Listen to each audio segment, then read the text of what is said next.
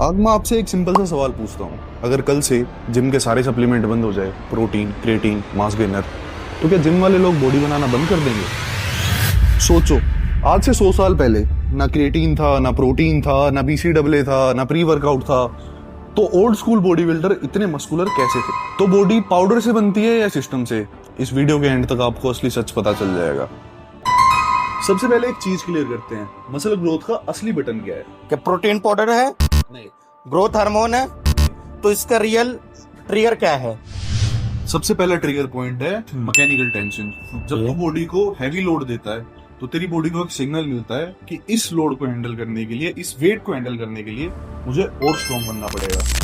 Muscle growth का दूसरा trigger point होता है MPS। ये एमपीएस होता क्या है? MPS होता है muscle protein synthesis. Muscle protein synthesis में यहाँ एक ट्विस्ट आता है। मसल प्रोटीन सिंथेसिस स्टार्ट करने के लिए सिर्फ ट्रेनिंग इनफ नहीं है, आपको इसमें रॉ मटेरियल भी लगता है, और वो रॉ मटेरियल होता है अमीनो एसिड, और अमीनो एसिड आते हैं प्रोटीन से। तो प्रोटीन का सोर्स मैटर करता है या नहीं?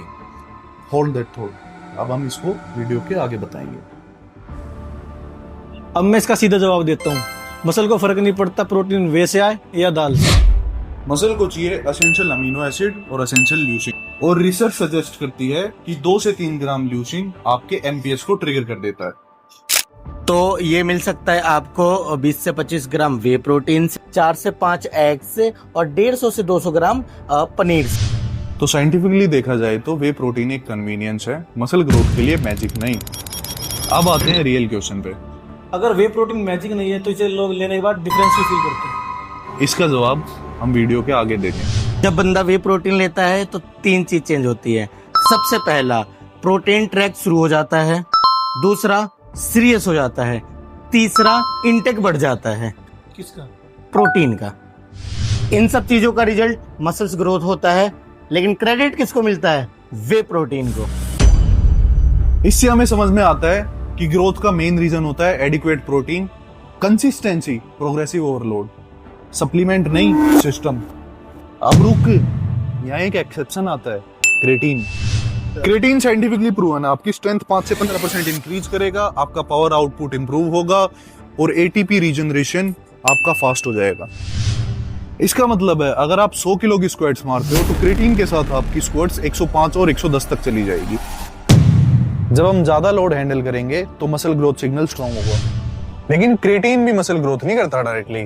क्रिएटिन आपकी परफॉर्मेंस बढ़ा देता है। परफॉर्मेंस बढ़ेगी, आप वेट ज्यादा मार पाएंगे, तो आपकी ग्रोथ इंप्रूव होगी। डिफरेंस समझे?